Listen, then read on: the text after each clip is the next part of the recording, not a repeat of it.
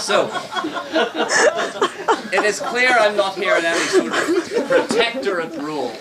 And yeah, I've only been friends with James for 3 of his 40 years, but I have been friends with him for the most significant period of his life. That of finding and then pursuing and finally winning his soulmate, life partner and wife. 2 of whom unfortunately couldn't be here, but the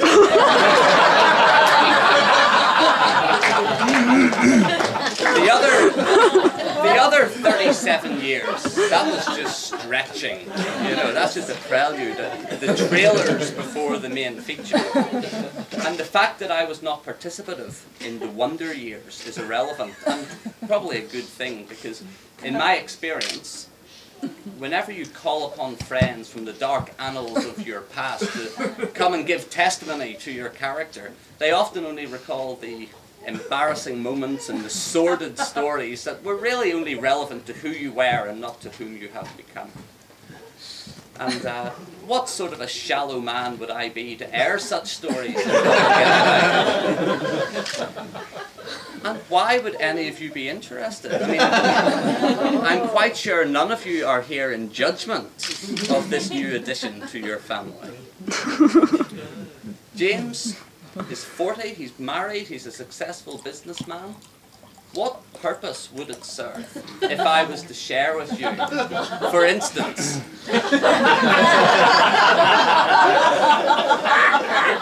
that as a young man he held the barracks record for billiards table conquests after hours in the officers' mess hall? Drinks having, of course, previously been purloined, courtesy of his father's tab and a dodgy signature.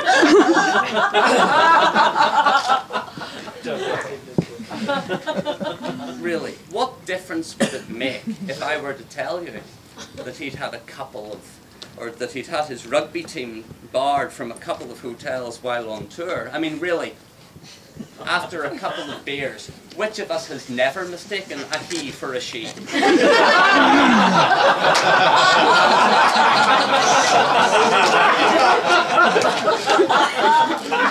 if I may just allude to a story that was started earlier on by James's father, why wouldn't you take your neighbours hostage? Keep them captive for a couple of torturous hours and send them on the humiliating walk home painted green from head to foot? That's character building stuff. And I'm sure that had it have happened, they would be eternally grateful. No, I'm glad that I missed all of these formative years and that I have no real reason to shame my friend. No, really, James is a very good man and he does love Isabel wholly and dearly. You know, I once asked my mother, I said to her, Mum, how am I going to find the right woman?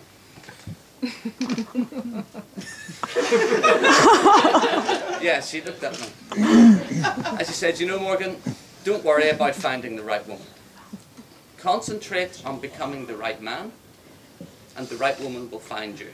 And this was excellent advice, and I honestly often think that I should have listened to her. No, really, it's clear James has accomplished this.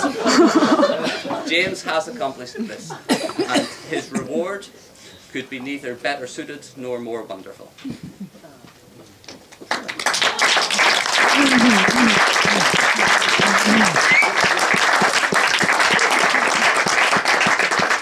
But you know, they are an odd couple. It is a peculiar relationship.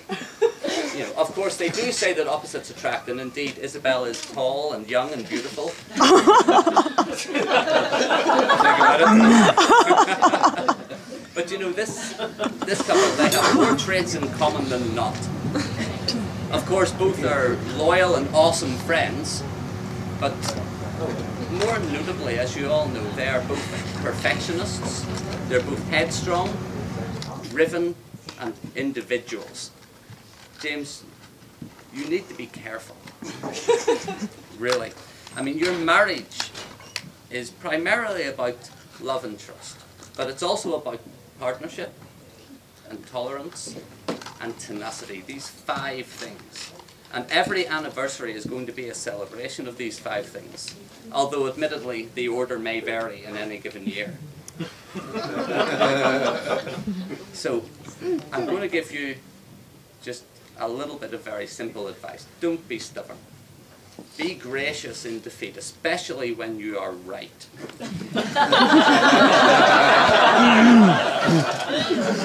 And you must remember the natural order of things, that it is your girlfriend who wants to hear what you have to say. Your wife wants to hear what she has to say in a slightly deeper voice. Okay?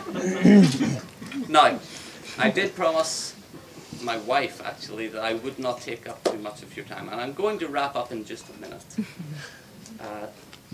But by way of summary of the time that I've known James, I should like to sing you a song. Now, in 1985, the Pogues wrote a song called Sally McLennan, nice Irish song. And there's been a lot of debate ever since as to whether it was about homebrewed beer, a girl, whiskey, a funeral, or a pub. But I have always thought that this song was about friendship and new beginnings. So before you get on your plane to Sri Lanka and back to Singapore, I've rewritten it, I've adapted it for you today, my friend. James, sorry, the first time I've done it in public. James was in Hanoi the year that Greta came to town, but he kept a quiet profile. He was seldom seen around. She settled in and he worked hard and business did abound. But they both woke up lonely in the morning. Now Jamesy wasn't satisfied with only making money. His 42-inch plasma was no substitute for honey. So he went one night to address his plight. And I don't mean to be funny, but he ended up with Greta in the morning. We're sad to say you must be on your way, so we'll buy you beer and whiskey 'cause you're going far away. We'd like to think you'll be returning when you can. If your wife will let you out to play, now you're a married man. The months went by and she moved in and started with her plan. Subtly she groomed him to become a married man. He started washing dishes, put the seat down on the can. But he got a little cuddle in the morning. They sneaked around and played their games, they kept it pretty low. But soon their lust turned into love, it was time for us to know. Of course we were delighted 'cause he's getting on, you know. We celebrated with them till the morning. We're sad to say you must be on your way, so we'll buy you beer and whiskey 'cause you're going far away. We'd like to think you'll be returning when you can. If your wife will let you out to play, now you're a married man. The next few months were wonderful, just laughter, fun and sex. But slowly things got serious, just as one expects. The hints came fast and furious, and we know what happens next. The ring was on her finger by the morning. And now we're here in Ardington to wish them happy life. The families are united, she has her husband, he his wife. But I don't think it'll be too long till the next stage in your life. I know, I heard you practicing this morning. So we'll take you to the airport in the rain, and we'll kiss you when we put you on the plane. And we'll sing you this song of times long gone, 'cause you'll never be a single man again. We're sad to say you must be on your way, so we'll buy you beer and whiskey 'cause you're going far away. We'd like to think you'll be returning when you can. If your wife will let you out to play, now you're a married man.